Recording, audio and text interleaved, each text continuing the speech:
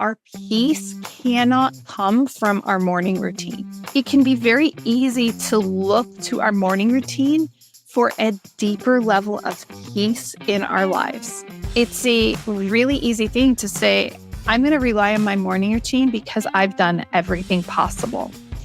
And then we find ourselves in the impossible situations that are greater than us, right? I have a friend that was recently laid off. I'm sure that you can relate to that, conscious investor. California recently had multiple earthquakes. These other things are going to happen in our life that can be very turbulent, extreme, and very unexpected. Our peace cannot come from our morning routine.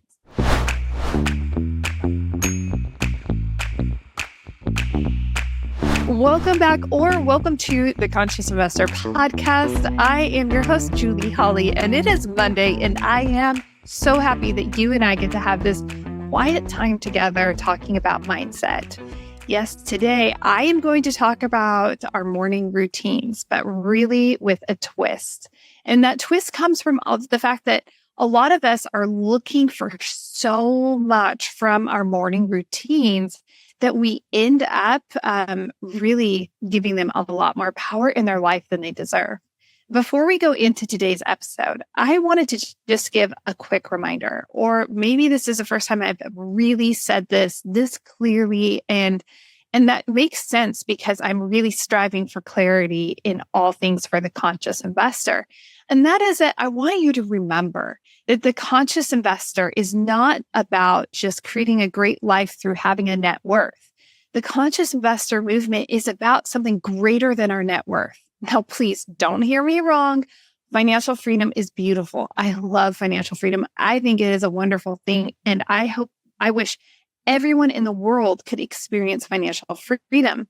But the goal of the conscious investor is truly to emancipate people from that chase of financial freedom that is so singular for so many people. They put so much weight on that financial freedom that they're actually missing the greater reason that they were created, like living into the fullness of the DNA that and the things that they are pre-qualified to do in this lifetime. And I wonder, what would it look like if everyone was leaning into and chasing and pursuing their natural wired talents, gifts, abilities, and such in the same way that they are chasing and pursuing after financial freedom? So I want to keep keep sober-minded about this. I have a perspective that understands that I can have financial freedom. That is beautiful. And that is part of personal freedom, but it is a fraction of it. And what we do on this side of all things, right? Before we have that net worth that we're striving for, who we are now is going to be amplified and magnified by that. And so we want to be striving on who am I? What is my character? What are the virtues that are important to me? And how am I living and stepping into that? Okay. It's time. Let's go ahead and dive into this episode. I'm really excited about this, and it may ruffle some feathers a bit. So I hope my heart's desire is that crazily, I'm very open-minded. I read very broadly. I talk to a very broad spectrum of people because I love people. I think people are absolutely phenomenal. And I love hearing what's important to people. So as you're listening to this podcast episode, I hope that you will borrow or adopt that philosophy, because I'm going to say some things that may or may not land well for you. And if they're not landing well for you, I am hoping that you'll do something that I strive to do personally, and that is allow that to feel more like a knock on curiosity's door, saying, that's really interesting. Why is this evoking this feeling or this sentiment or this belief, or what is coming and being stirred because of this? So here's the deal. Some people responded and they were looking for, I put a post out there. I said, hey, what kind of podcast episodes would really serve you well to wrap up, 2024? And in that process, morning routines came up. And wow, I have had, I think, annually at least one podcast episode dedicated to your morning routine. So you can go back and you can search the Conscious Investor podcast morning routines, and you're going to find those podcast episodes. I go into extensive detail, probably in 2022, on my morning routine and everything that I've done. And yet it's changed a lot. And so this is the update. And this is what I've discovered about my temperament as a high performer in relation to morning routines. It's almost similar to, say, a Dave Ramsey approach to financial freedom versus an entrepreneurial approach to financial freedom, right? Dave Ramsey views all debt as bad, like have zero debt, own everything outright, and goes down that path. And an entrepreneur understands that there's good debt and there's bad debt. And so we want to make sure we're operating in the right ecosystem. And so I think that this morning routine perspective is really going to be one of those variations. How I'm starting to view the morning routine is that morning routines are really critical. I notice that, and I have fluctuated and I've experimented with my morning routine over the years. My family can attest to that. And I've been more or less dedicated at different points along time's continuum. And in this process, I've discovered that I was relying far too heavily on my morning routine. I gave it so much power in my life, more like the Dave Ramsey approach to debt, which is really funny to correlate the two, but I think you're tracking with that, Conscious Investor.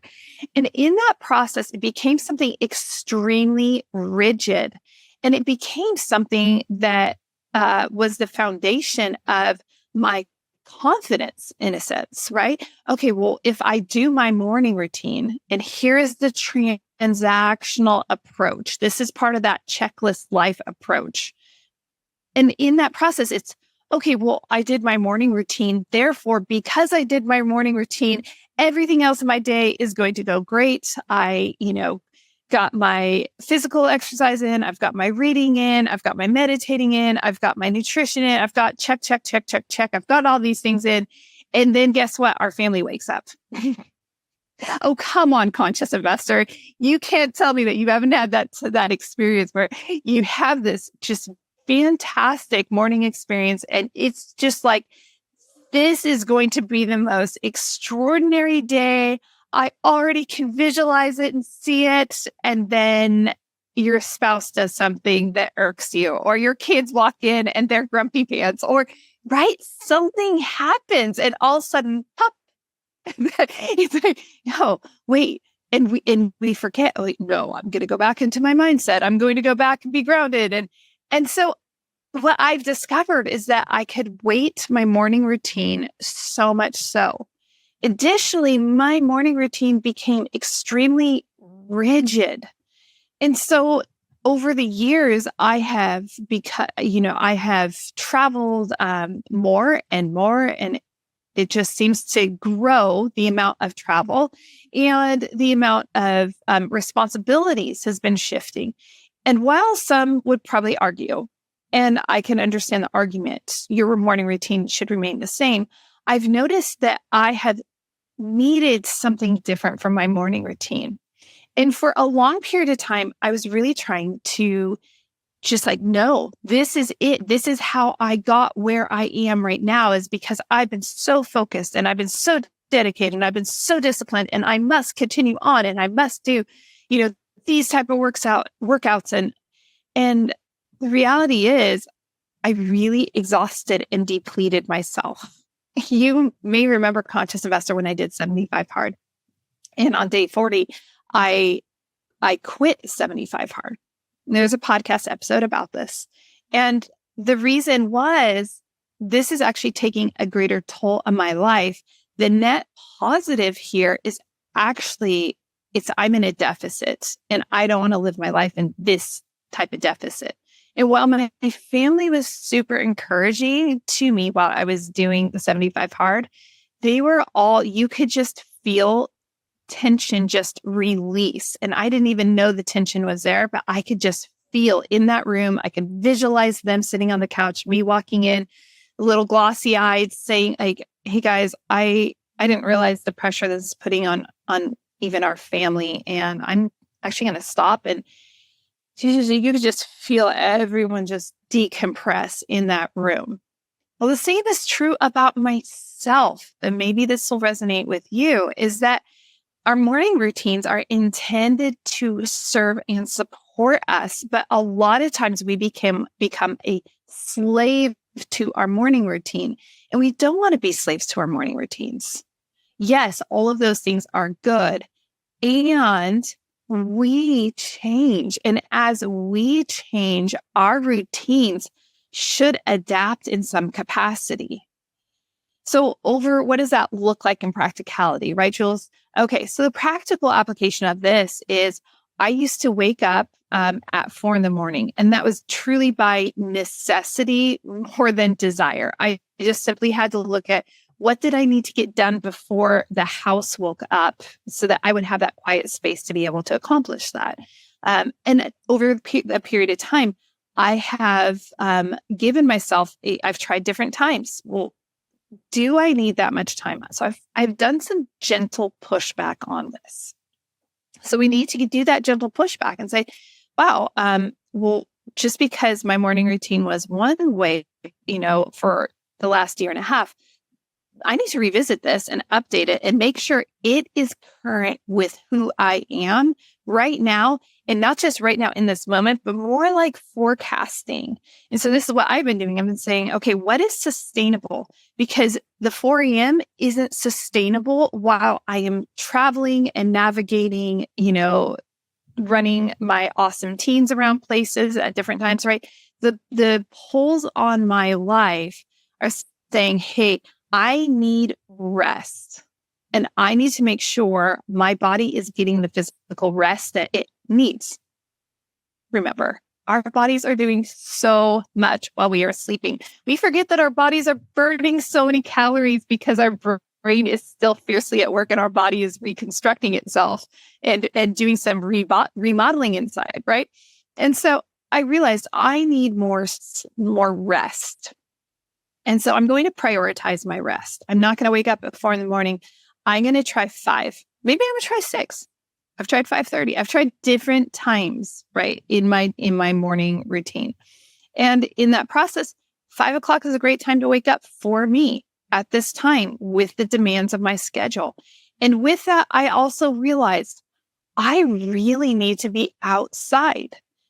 I have seasonal acquisitional disorder, SAD as they call it. It's a real thing. And so I always have to be posturing myself to say, am I filling my internal cup? Am I getting my vitamin D? Am I getting the outdoor time that I need? And most of us need so much more time just in the stillness of nature than we realize. And so instead of going to the gym and doing an inside workout, which, is typically I just go spin on a bike by myself or lift weights. Instead of doing that, I've actually shifted into this completely different mode over the last several months of, I just want to go out on my road, have a beautiful, quiet country road. I just want to walk. I just want movement in my life. I want to listen to nature around me. I want to hear and feel and sense. And so you can see that's a really big difference, especially for a high performer, to say, I went from being super aggressive. It's almost maybe you're in CrossFit or something like that. So I went from doing these super aggressive workouts to this, I need gentleness in my life. And I need this different type of movement in my life. And I need an input from my environment that is different than I needed 5, 6, 7 years ago.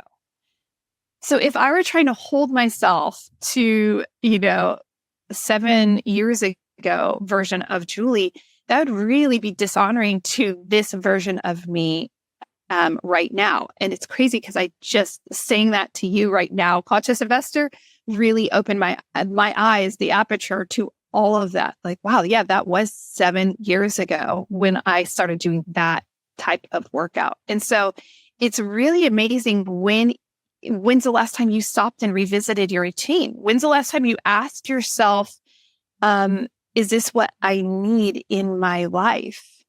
Is this serving me, or is this depleting me? Is this becoming more of a burden of responsibility that is a stress in my life versus something that's supporting my life? I want to encourage you to really dive into that. Now, here's another element that I want to encourage you to dive into. And this is taking us another direction. Remember what I asked at the beginning of the episode. So please keep that in mind, conscious investor. Like I might step on your toes a little bit with this. But as I think about the transactional nature of so many disciplines or routines in our life, and I do say that for some people, they are frameworks, meaning just like a house has, the 2x4 framing.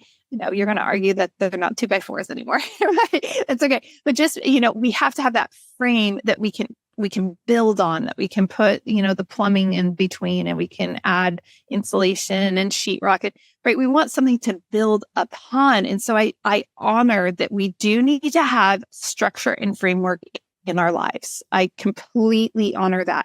But I also want us to really go deeper than having the structure and the framework in our life, because most people stop right there.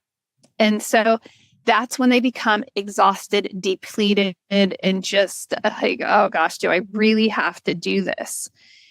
So this is where I think oftentimes we're relying on our routines, our disciplines, and external factors in order to create an internal environment for us to be able to navigate the world in a way that we want. Many people I have found, and I will speak specifically for myself, is that that's always easier, right? So let me do that. I was looking for a level of, from my morning routine, what I wanted from it was I wanted to have the energy boost that comes from having a disciplined morning routine, from having movement. I wanted to make sure that I had time set aside so that I could be growing my mindset, that I could be constantly reading high quality literature so that I could have it broaden my understanding. I wanted to use that time to strengthen my faith in God, because that's such a foundation of my life.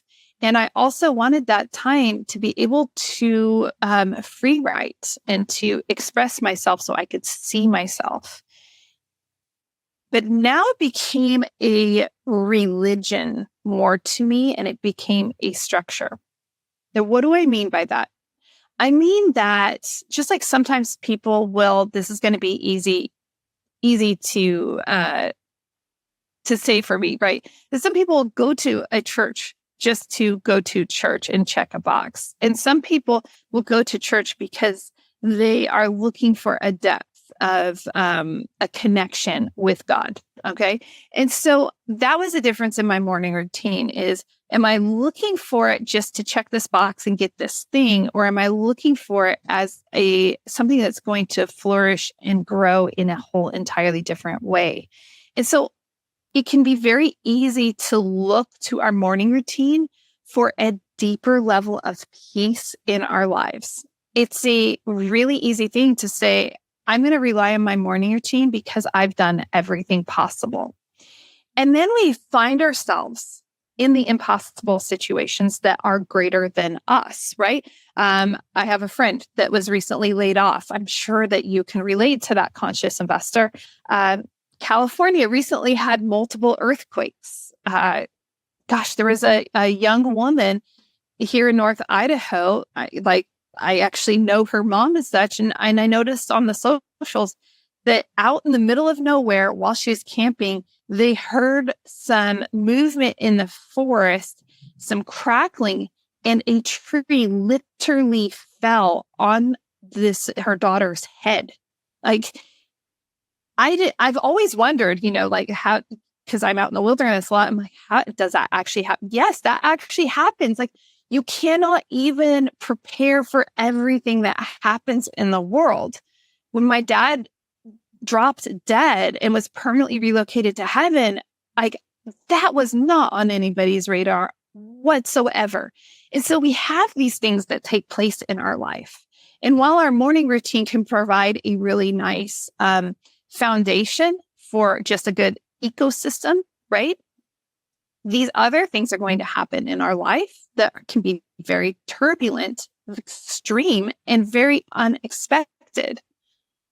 Case in point, and I'm going to give a very practical example from my own life recently, is that in the anchor of this is really that our peace cannot come from our morning routine. Our morning routine serves by literally putting up the 2x4s and the framework, that type of element. And it is such a wonderful thing. And I do believe that everyone should have a morning routine. And I will also double down that everyone should pick up my friend Hal's. I'll grab it. The updated version of his book. If you're watching on YouTube, I'm holding it up. You can see it's so much bigger, so much thicker than the original Miracle Morning Routine. Like, this is a great foundation for understanding morning routines and such. As we're going through that, though, our peace isn't going to come from our morning routine. And this is where this is going to be divergent. And this is why I say morning routines can fail us, because we might be looking to our morning routine for something that it cannot provide. So it can provide the framework and structure that we need for our life, but it cannot provide the deeper peace. So we think, as we're doing our morning routine, oh, I'm in control. I've got this. I've checked the boxes. All things are going to work out. But this is not enough, because things happen that are so far outside of our control. And so we have to keep that in mind. So that real peace that we're looking for isn't something that we can generate. So what happens when we can't navigate the current situation, when the unexpected happens? It's not part of our morning routine, and we've done all of the things that should set our day up correctly, that should give us the mindset and the internal space to be able to navigate it. And yet we find ourselves derailed. We find ourselves anxious, worried, concerned. And we can say rightly so. Recently, I was traveling home from a trip to the East Coast. I hired an extraordinary mentor, and to launch the apprenticeship that I am participating in with this mentor, I literally flew to the East Coast for a 1-day meeting. Now, Conscious Investor, flying from far north Idaho is an entire day. So I traveled 17 hours one day, and that was just because I couldn't get great flights out to where I needed to go. The way home was 10 hours of flying and then 2.5 hours home. So I had a 17-hour travel day, and then I have this other day just for this 1-day visit. The most important thing in all of this, aside from I'm so excited about this new mentor in my life, is that I needed to get home. And I was concerned about this trip because my daughter chose on her own to get baptized, and it was taking place on that Sunday. And it was a very special thing. She's talked about this for years, and I've invited her to explore it further, to understand it better. And then when the opportunity presented, she took all the action. She did everything to make it happen. So it's not coming from anyone else. It's really coming from her inside space, from her faith, right? And that's really important for us. So I was so excited. Okay, my daughter is getting baptized. I cannot miss this, but I need to get out there for this 1-day meeting. I hope all my flights are lined up correctly on that Saturday, so that Sunday morning I can participate in this, really important time. Meanwhile, hurricanes are all over on the East Coast. I get some notification from airlines. You might want to consider changing your travel, and all of these things become turbulence. So where did I go? Did I say, oh, I got to cancel my flights? I need to make sure that I get home. No, I had a deeper understanding and a deeper knowing that I was walking the path that God was unfolding before me. And so there's this other element that we can add to life that anchors it down in such a concrete way. Yes, I was anxious about the flights and about the hurricanes, and I did lose some sleep. That's the reality. I am human, okay? So I lose some sleep over it, but I stayed true. I'm like, no, this makes me nervous, but I trust this plan more than the things that I can see. And it also appeared it wasn't just haphazard. I was using discernment and wisdom. Come on, I'm looking at the forecast and making sure that this area isn't going to get pummeled and flooded out and destroyed. So it looked like, okay, where I'm going is actually going to be okay. And it did. I get there, and yes, there was a tornado warning for like 10 hours one day, but it was fine, and all things worked out. And I had this extraordinary time with my mentor and his spouse. And then I get to have this day traveling back home. Now, here's where I'm going to correlate this to that whole checklist thing and how it can fail. On my flight home, I got to the airport well in advance. In fact, I bought my awesome son, I'd bought my guy some hot sauce going through security. They flagged it. So I even had time to go back, check the luggage, get back, go through security, all of that, right? I had plenty of time. And yet my plane that was parked right outside they didn't take off. They didn't even board it for 45 minutes. Meanwhile, I have an hour-long layover in Denver. So I'm just trusting the process. All things will work out. It's going to be okay. I'm going to trust this process. Get on the flight. And the next thing you know, you can see our flight's we're going to be late. We're probably going to miss our connections. I'm watching all the updates on the app, and I could have absolutely lost my marbles. I could have. But I just trusted God with all of this. They just said, okay, God, like, you know my heart, like, I need to get home for this really special thing. My heart would break to miss out on my daughter's baptism, but I'm going to trust your process in this. And there's something that happens when we walk and live and breathe with that trusting. There is a deeper calmness, a deeper peace that comes into our life. So if our morning routine is the framework of our life, then I'm going to say, one, conscious master, my faith is my absolute foundation. But in times where things might start to get shaky and weird, it's like that foundation just holds strong and holds all things together. And so they're working in tandem. They're working together. One is definitely more weighted and important than the other, in my opinion. So here I am on this flight, watching the updates and realizing, oh my goodness, I'm going to miss my flight. And that's the last flight out back to North Idaho. How am I going to get home? So I start messaging with my best friend who lives in Denver. I start messaging with Super Ed Steve. I just let everybody know the lay of the land, find a crash pad. All of this stuff is taking place, but I just didn't let it unravel me. I'm able to get off the flight. I'm sitting at the very front of the plane, which is a story in and of itself that I'm not going to go into. I literally am that person running through the airport, and I get to my gate. In Conscious Investor, I know you travel a lot. Also, the door is closed. Now, I've experienced this twice, where once the door is closed, I'm sorry, we can't let you on. But I knew I had given everything to get to where I needed to go. I had done my part. Similarly to, okay, I've set my day up with my morning routine. I have done my part. But there's this other part. This is the God factor. This is like I can't move this mountain, but I know that you can move this mountain. If you want to move this mountain, I'd be really grateful. And if you don't, you have something great in that for me as well. Having that deeper belief and understanding, like either way, this is going to be the best for me. Next thing you know, an attendant walks up and asks me a few questions and literally says, I'm going to get you on your plane. And I just started crying, not sobbing, but, having the glossy eyed spill over thing. And he's like, oh, don't cry. I'm like, no, I'm just so grateful. You really don't understand the magnitude of this. And turns out there were multiple flights that were delayed.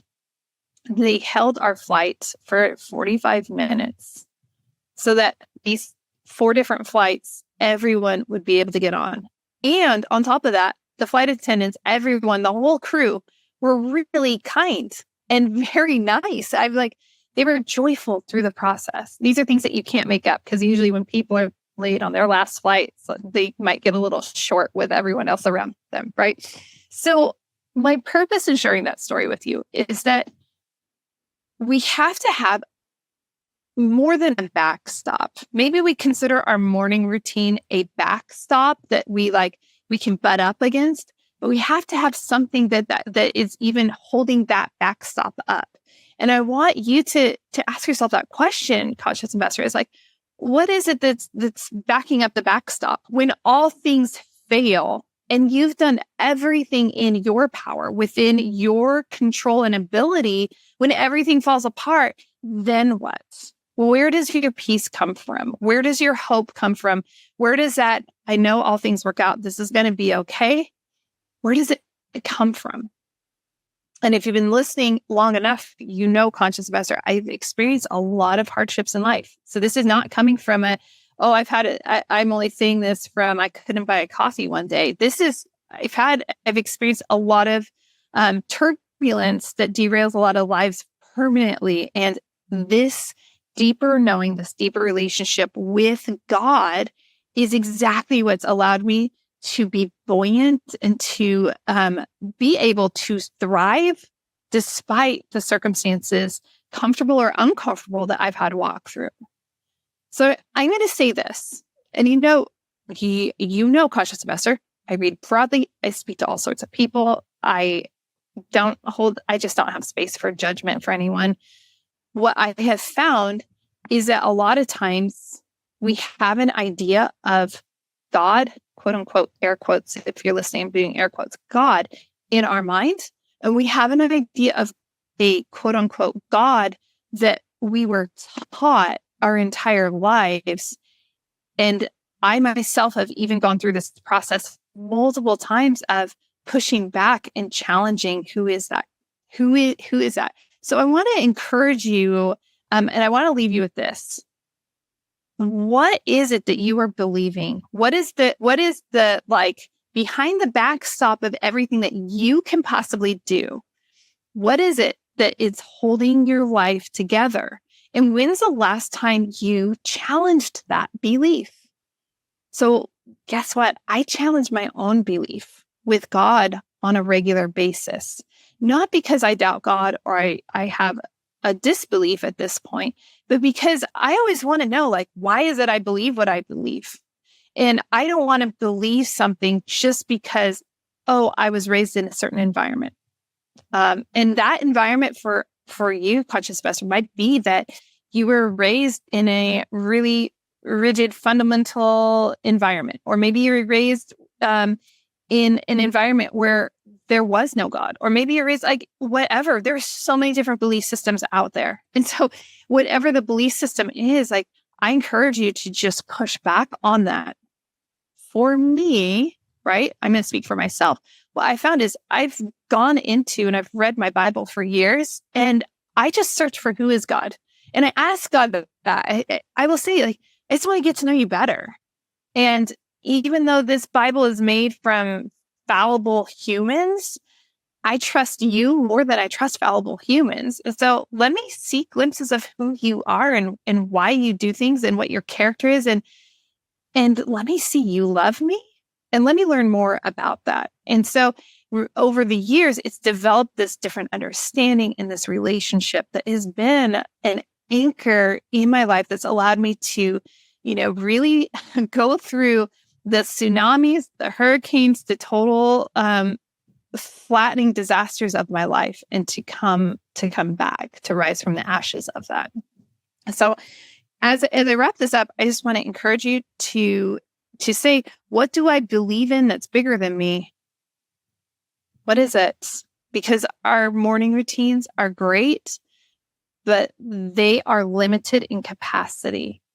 And it would be like asking, I was going to go into an analogy, but I don't think I can do that right now.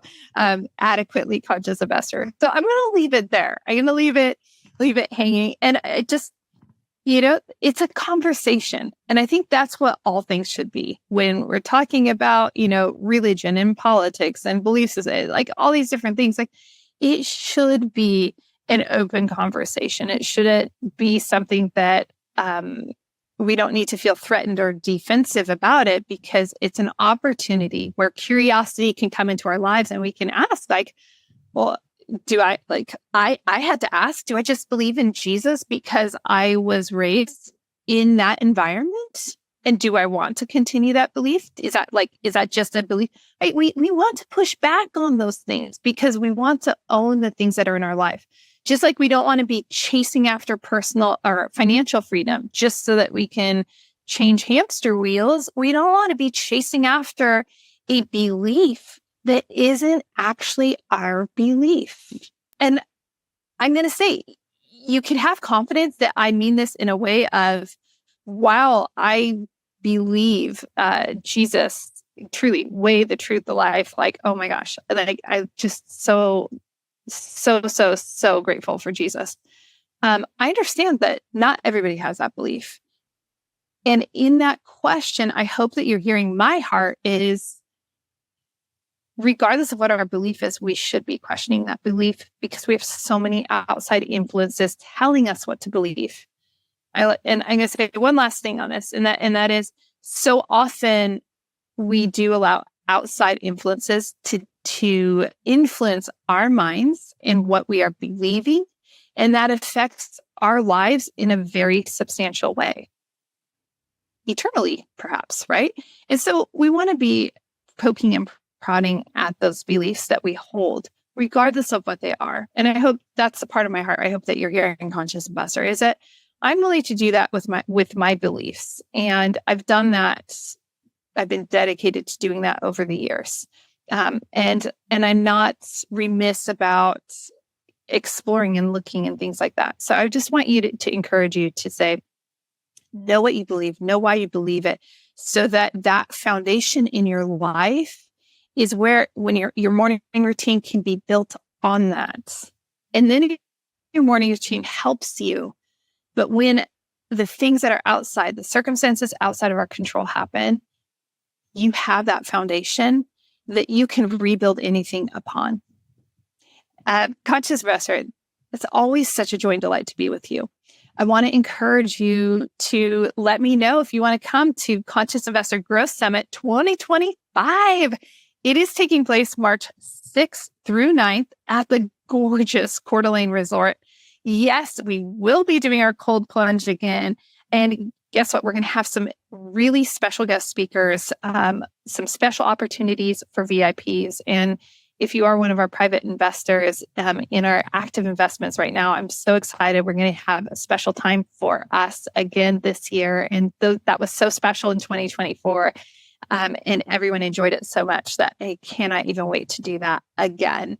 If you're interested in being the first, I'm looking on my desk for my note to myself is text SIGS 2025. So CIGS 2025, and don't put any spaces in there. Just text that whole phrase right there. And you're going to text 208-944-1836. And when you do that, if you choose to text that, then you will get dibs. You will actually get to join the people who attended in the past and the private investors who have priority access. You're actually going to get bumped up. There are only 150 tickets being offered. This event will never, it is not intended to become some monumental, huge event with thousands of people. That would defeat the purpose of the deep depth and connection. And it is a place of deep depth and connection. So you do not want to miss this. Mark your calendars, March 6th through 9th, Coeur d'Alene, Idaho. Bring your spouse. This is not just an investing event. We're going to be talking about investing, yes, but we're also talking about our health and our mindset. And what I noted this last year, so many couples came and everyone was just being nurtured and fed and surprised and delighted by the variety of topics and speakers, and some being more complex and some being more inspirational. There's such a solid speaker lineup that you don't want to miss out. So I'll give you that number one more time. It is 208-944-1836. And you're going to text SIGS, CIGS 2025, SIGS 2025. That will get you in all the details that are going to go on. All right. Conscious Investor, I appreciate you. Until next time, cheers to your health, your mindset, and your wealth.